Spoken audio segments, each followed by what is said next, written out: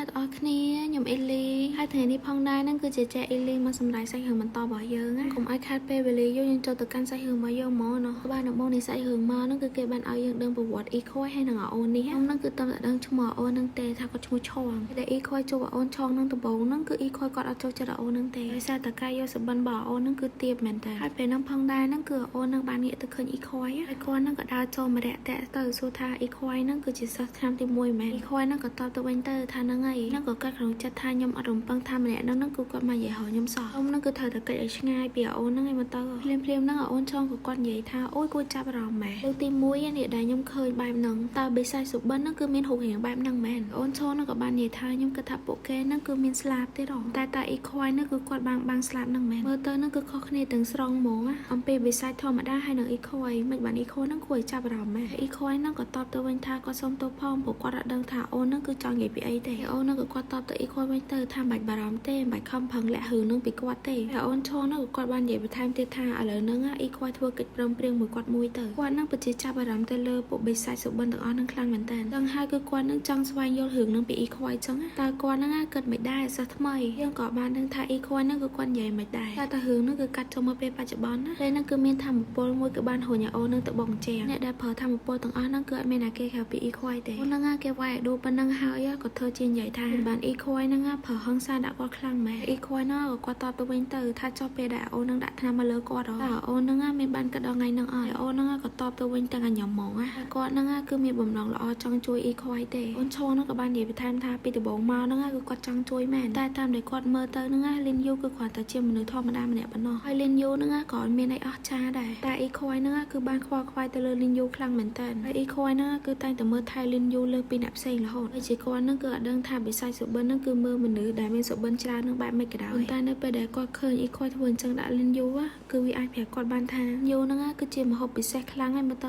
បានជាអ៊ីខ្វាយហ្នឹងតែងតែមើលថែទៅកាន់លីនយូតើគាត់និយាយចឹងត្រូវអត់អ៊ីខ្វាយហ្នឹងក៏បកទៅសួរវិញថាហើយឥឡូវអូនហ្នឹងនិយាយចាប់នៅហើយនៅពេលដែលលើអ៊ីខ្វាយតអញ្ចឹងដាក់គាត់ក៏គាត់ស្រែកឲ្យអ៊ីខ្វាយហ្មងថាអ៊ីខ្វាយហ្នឹងឆ្លើយមែនធ្វើអញ្ចឹងឡើងហ្នឹងគឺដោយសារតែគាត់ហ្នឹងចង់ជួយអ៊ីខ្វាយទេហើយអូនហ្នឹងក៏គាត់បាននិយាយបន្ថែមថាដោយសារតែអ៊ីខ្វាយហ្នឹងគឺអត់តន់ប្រមាញ់សុបិនរបស់លីនយូបានហើយបានជាគាត់គិតថាអ៊ីខ្វាយហ្នឹងគឺត្រូវការទឹកថ្នាំបំពេញចំណីអាហាររបស់គាត់ហើយអូនហ្នឹងក៏និយាយបន្ថែមទៀតថាគាត់ហ្នឹងពិតជាអត់យល់មែនអ៊ីខ្វាយហ្នឹងគឺចិត្តស៊ីសុបិនរបស់លីនយូបានសម្រាប់ហើយប៉ុន្តែហេតុអីបានជាគាត់ហ្នឹងរត់ចេញទៅចឹងពេលហ្នឹងផងដែរហ្នឹងគឺអ៊ីខ្វាយក៏អត់មានបានតបអីទាំងអស់ហ្មងហើយគាត់ហ្នឹងក៏ចាប់ដើមប្រើធម្មពលរបស់គាត់លើកអូនហ្នឹងឡើងចឹងហើយបានគាត់ហ្នឹងនិយាយថាទឹកថ្នាំហ្នឹងមែនដែលទឹកថ្នាំមួយហ្នឹងដែរហ្នឹងគឺគេបានដាក់កម្រិតយ៉ាងតឹងរឹងហ្មងហើយវាហ្នឹងក៏បានស្ថិតនៅក្រោមការត្រួតពិនិត្យយ៉ាងតឹងរឹងផងដែរហើយខ្វាយហ្នឹងគឺគាត់និយាយបដាប្រើធម្មពលលើកអូនហ្នឹងឡើងបដាហើយបានគាត់សួរបន្ថែមថាមិនបានឯងហ្នឹងមានវាចឹងហើយមានអ្នកផ្សេងហ្នឹងគឺបានដឹងរឿងហ្នឹងដែរអត់ហើយអូនហ្នឹងក៏គាត់រៀងស្ងាត់បន្តិចបន្តមកបានគាត់សើចហើយនិយាយថាជំនួសឲ្យការខ្វល់ពីរឿងហ្នឹងអ៊ីខ្វាយហ្នឹងគឺគាត់តែខ្វល់ពីរឿងខ្លួនឯងទៅដោយសារតែលីនយូហ្នឹងគឺនៅក្រោយខ្នងរបស់អ៊ីខ្វាយឯងហ្នឹងហើយគាត់ក៏ប្រហែលជាលឺរឿងគ្រប់យ៉ាងទាំងអស់ហើយទៅអត់ហើយនៅពេលដែលអ៊ីខ្វាយលឺអូនហ្នឹងនិយាយចឹង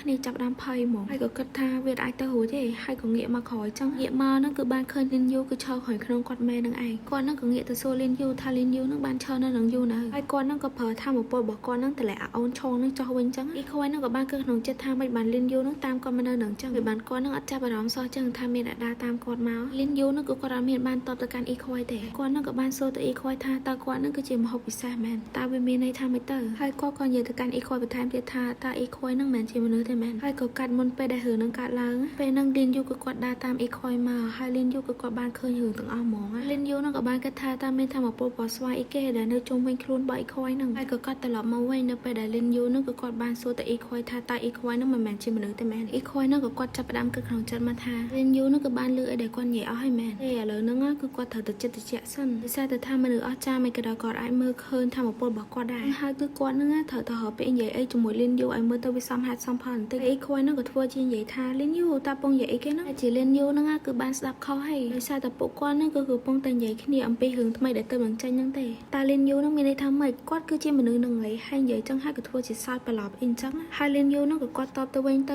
ៅគាត់ថាប៉ុន្តែគាត់ឃើញអ៊ីខ្វាយហ្នឹងបានចាប់លើកអូនឈងឡើងចឹងហើយលីនយូក៏ គាត់ក៏បន្ថែមថាគាត់នឹងក៏បានឃើញរបស់នៅក្រោយខ្នង3ខ្វាយដែររបស់ទាំងអស់ហ្នឹងគឺមានពណ៌ស្វាយធ្វើអត់តើវាជាអីគេហើយអ៊ីខ្វាយហ្នឹងក៏គាត់តបទៅថាពណ៌ស្វាយអីគេហើយក៏គិតក្នុងចិត្តថាវាមិនអាចទៅរួចទេដែលលីនយូហ្នឹងក៏អាចមើលឃើញធម្មពលរបស់គាត់ពេលហ្នឹងគឺអ៊ីខ្វាយគាត់ឲ្យធម្មពលរបស់គាត់ហ្នឹងមកចិត្តលីនយូអញ្ចឹងហើយដល់ពេលលីនយូគ្នាឃើញអញ្ចឹងគ្នាលង្កិច្ចតែឃើញលីនយូក៏អញ្ចឹងបានដឹងថាលីនយូហ្នឹងគឺអាចមើលឃើញធម្មពលរបស់គាត់មែនហើយពេលហ្នឹងអ៊ីខ្វាយនិយាយទៅទាំងមុខកាចហ្មងទៅកាន់លីនយូថាមិនបានលីនយូហ្នឹងគឺអាចមើលឃើញធម្មពលរបស់គាត់អញ្ចឹងហើយដល់ពេលលីនយូឃើញអ៊ីខ្វាយធ្វើមុខអញ្ចឹងគ្នារៀងភ័យដែរហ្នឹងហើយពេលហ្នឹងដែរហ្នឹងគឺអ៊ីខ្វាយគាត់បានឈរគាត់ថាលីនយូហ្នឹងគឺពិតជាអាចមើលឃើញធម្មពលខ្សែទាំងអស់ហ្នឹងរបស់គាត់ដែរមែនគាត់ហ្នឹងតែងតែគិតមករហូតថាលីនយូហ្នឹងគឺគ្រាន់តែឃើញផ្សែងសន្តំរបស់គាត់ទេតែហេតុអីបានជាលីនយូហ្នឹងគឺអាចមើលឃើញធម្មពលខ្សែទាំងអស់ហ្នឹងរបស់គាត់អញ្ចឹងហើយម្យ៉ាងទៀតគឺមានតែមនុស្សមួយចំនួនតូចប៉ុណ្ណោះដែលអាចមើលឃើញខ្សែធម្មពលរបស់គាត់ទាំងអស់ហ្នឹងបើសិនជាអ្នកដែលមានធម្មពលកម្រិតខ្ពស់មិនក៏ដោយគាត់អាចមើលឃើញវាច្បាស់ខ្លាំងណាស់ដែរប៉ុន្តែតើធម្មពលរបស់គាត់ឥឡូវហ្នឹងគឺត្រូវបានលាតត្រដាងហើយមែនហើយបើលីនយូណាវិញគឺគ្នាកំពុងតែគិតពីសម្ដីដែលអូនឆងហ្នឹងបាននិយាយអញ្ចឹងដែលអូនឆងហ្នឹងគឺគាត់បាននិយាយថាតើអ៊ីខ្វាយរងថ្ងៃហ្នឹងចូលទៅចិត្តលីនយូដើម្បីតែស៊ីសុបិនរបស់លីនយូទេត្រូវអត់ដល់ពេលគាត់អញ្ចឹងហើយភ្លាមហ្នឹងគឺគាត់ស្រីទៅសួរអ៊ីខ្វាយហ្មងតើអ៊ីខ្វាយចូលមកចិត្តគាត់ហ្នឹងដោយសារតែគាត់ហ្នឹងគឺជាម្ហូបដែលមានតម្លៃ3ខ្វាយមែនហើយក៏តាំងមកអន់ចិត្តថាអញ្ចឹងតើបានជាអ៊ីខ្វាយហ្នឹងតែងតែមើលថែគាត់បានល្អមែនដល់ពេលអ៊ីខ្វាយវិញឮអូននិយាយអញ្ចឹងឡើងអត់មាត់ហ្មងឡើងងាកមុខចាញ់ហ្មងហើយបើអ្នកដើមហេតុការនេះវិញឈរមើលគេឆ្លោះគ្នានៅនឹងហើយតាំងមកគិតក្នុងចិត្តថាមិនបានពួកគេហ្នឹងអត់ឆ្លោះគ្នាទៀតចឹងហើយក៏តាំងមកគិតក្នុងចិត្តថាបើគេអត់និយាយគ្នាអញ្ចឹងមានតែគាត់នឹងជួយហើយក៏ញ៉ាំចេញមកអញ្ចឹងទៅហើយភ្លាមនឹងដែរហ្នឹងអូនហ្នឹងក៏ស្រាប់តែក្អកមកចេញឈាមឡើងច្រើនហ្មងធ្វើជានិយាយទៅកាន់អ៊ីខ្វាយថាអ៊ីខ្វាយហ្នឹងមនុស្សចិត្តអាក្រក់ម៉ែពេលហ្នឹងលីនយូគ្នាឃើញអញ្ចឹងក៏គ្នាដើរទៅមើលទៅអ៊ីខ្វាយវិញគ្នាឡើងគិតក្នុងចិត្តថាគាត់នឹងកើតបានវាយអូននឹងដល់ថ្នាក់ហ្នឹងទេហើយមិនបានអូននឹងចេញឈាមអញ្ចឹងលីនយូហ្នឹងក៏គ្នាមកជួយមើលទៅថាអូននឹងអត់អីទេមែនសំខាន់ណាស់អូននឹងធ្វើមុខឌឺទៅកាន់អ៊ីខ្វាយទៀតអ៊ីខ្វាយគ្នាឡើងខ្នាញ់មែនតើហ្មងបើលីនយូណែវិញអត់ដឹងអីទេ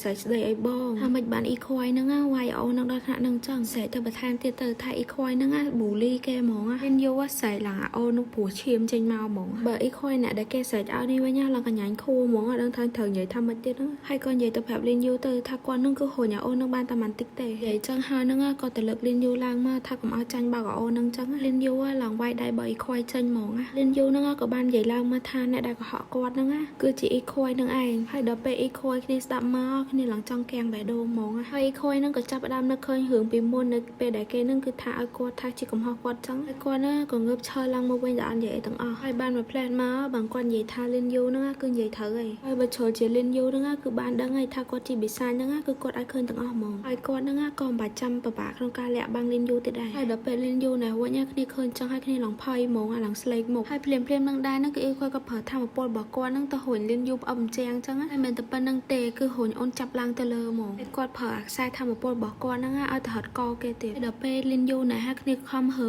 ផងចាប់ចេញផងហើយគ្នាខ្លាចផងអីផងឡើងចង់ដាច់ខ្យល់ហើយភ្លាមនឹងដែរហ្នឹងគឺលីនយូគាត់បានសម័យទៅដល់នៅពេលដែលគាត់យកសពចឹងមានអាខ្សែធម្មពលទាំងអស់ហ្នឹងគឺបានចាប់គាត់អញ្ចឹងដូចគ្នាហើយអ្នកដែលបជាធម្មពលទាំងអស់ហ្នឹងក៏មនុស្សស្តៀងគ្នាទៀតហើយពេលហ្នឹងលីនយូគ្នាភ័យផងអីផងហើយឡើងហៅឈ្មោះអ៊ីខ្វាយហើយហៅមួយម៉ាត់ហ្នឹងហើយឡើងស្លាប់បាត់ហ្មងហើយដល់ពេលអ៊ីខ្វាយឃើញអូនស្លាប់អញ្ចឹងបានភ័យហើយតាំងតលាក់អូនចង់វិញមែនវគ្គហ្នឹងខ្ញុំខឹងអ៊ីខ្វាយខ្លាំងមែនតើហ្មងតទៅពេលអ៊ីខ្វាយតលាក់លីនយូចង់វិញអញ្ចឹងបានគាត់ដឹងខ្លួនអ៊ីខ្វាយពេលហ្នឹងប្រហែលស្ដាយក្រោយដែរដងហើយអ៊ីខ្វាយហ្នឹងក៏គាត់និយាយទាំងបាយខ្នងហ្មងថាសិនជាពីអ្នកហ្នឹងដឹងរឿងហ្នឹងហើយអត់ប្រាប់ណាគេទេគាត់នឹងទុកជីវិតឲ្យគាត់ហ្នឹងក៏និយាយថែមទៀតទាំងឈាមតិចហ្មងថាអញ្ចឹងហើយពួកយើងហ្នឹងគឺមិនបាច់ជួបគ្នាទៀតទេដល់ពេលលីនយូណែហើយលឺហើយឡើងចង់ទឹកភ្នែកហ្មងហើយគឺលីនយូហ្នឹងគឺបានត្រឹមតែអង្គុយមើលបងហោះចេញទៅនឹងឯងហើយពេលហ្នឹងលីនយូគាត់ឡើងទុនដៃទុនជើងអស់ហ្មងហើយក៏ចាប់ផ្ដើមគិតទៅដល់ពេលមុននៅពេលដែលអ៊ីខ្វាយហ្នឹងធ្វើល្អដាក់គាត់ចឹងតែមើលទៅហ្នឹងអ៊ីខ្វាយមើលថៃលីនយូឡើងល្អមែនតើហ្មងហើយគាត់ហ្នឹងក៏បានគិតក្នុងចិត្តថាអញ្ចឹងគ្រប់ពេលវេលាដែលអ៊ីខ្វាយហ្នឹងធ្វើល្អដាក់គាត់ហ្នឹងគឺគ្រាន់ត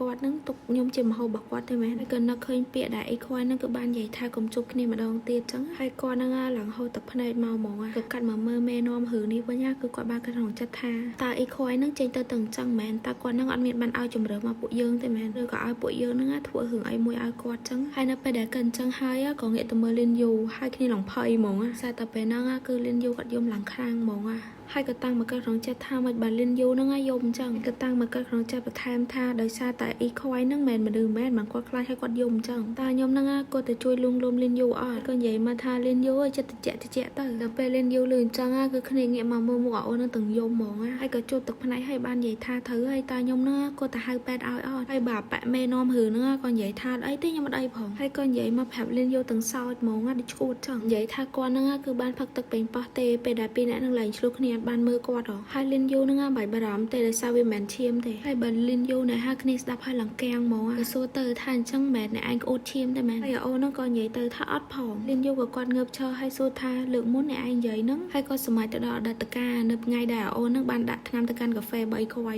អូនហ្នឹងគឺបានមកចិត្តលៀនយូហើយគាត់សួរថាមិនបានលៀនយូនៅនឹងម្នាក់ឯងចឹងអ៊ីខួយតាណាបាត់ហើយពេលហ្នឹងលៀនយូគ្នាឡើងលំមាខ្លួនចេញឡើងលឿនហ្មងហើយគាត់ហ្នឹងក៏និយាយថាឆ្ងល់អត់ថាមិនបានអ្នកនៅក្នុងហាងហ្នឹងនៅគ្នាដេកទាំងអស់ចឹងហើយមិនបានលៀនយូហ្នឹងអត់ដេកដូចគេចឹងឆ្ងល់អត់នៅពេលដែលឲ្យលឺអូនហ្នឹងនិយាយចឹងបានលៀនយូគាត់ដឹងថាមែនតាគឺនៅក្នុងហាងហ្នឹងដេកទាំងអស់ហ្មងអត់តែគាត់ហើយនឹងអ៊ីខួយទេហើយសំខាន់ហ្នឹងមានផ្សែងពពកាឈូនៅក្នុងហាងហ្នឹងឡើងពេញទៀតហើយក៏គិតមកបន្ថែមទៀតថាគាត់ហ្នឹងគឺធ្លាប់បានជួបរឿងហ្នឹងគឺនៅក្នុងថ្នាក់រៀនម្ដងដែរហើយបើឥឡូវហ្នឹងវិញគឺគាត់បានឃើញគេដេកឡើងពេញហាងហ្នឹងហ្មងហើយគាត់ហ្នឹងក៏បានឃើញផ្សែងពពកាឈូនៅក្នុងហាងនោះដូចគ្នាតែផ្សែងពពកាឈូហ្នឹងគឺជាអីទៅនៅពេលដែលអូនហ្នឹងឃើញលៀនយូស្ងាត់ចឹងក៏គាត់សួរទៅថាលៀនយូចាំអីហើយមែនហើយលៀនយូហ្នឹងក៏គាត់សួរទៅអូនហ្នឹងទៅថាអីដែលអូនហ្នឹងនិយាយមុនហ្នឹងតើវាជាការបោកគាត់ហ្នឹងមកឲ្យនៅនឹងមែនហើយឲ្យអ៊ីខួយឃើញគាត់ថាគាត់ហ្នឹងនៅនឹងដែរមែនហើយកាលពីនៅហាងកាហ្វេហ្នឹងតើអូនហ្នឹងបានធ្វើអីទៅដាក់អ៊ីខួយដែរមែននៅពេលដែលអូនហ្នឹងលឺលៀនយូនិយាយចឹងគឺគាត់សោកចេញមកហ្មងហើយគាត់ហ្នឹងក៏បាននិយាយថាមើលទៅលៀនយូហ្នឹងគឺអត់ល្ងងទេហើយរឿងរបស់យើងក៏ចប់ត្រឹមតែប៉ុណ្ណេះណាអរគុណអ្នកនរគ្នាច្រើនបាយបាយ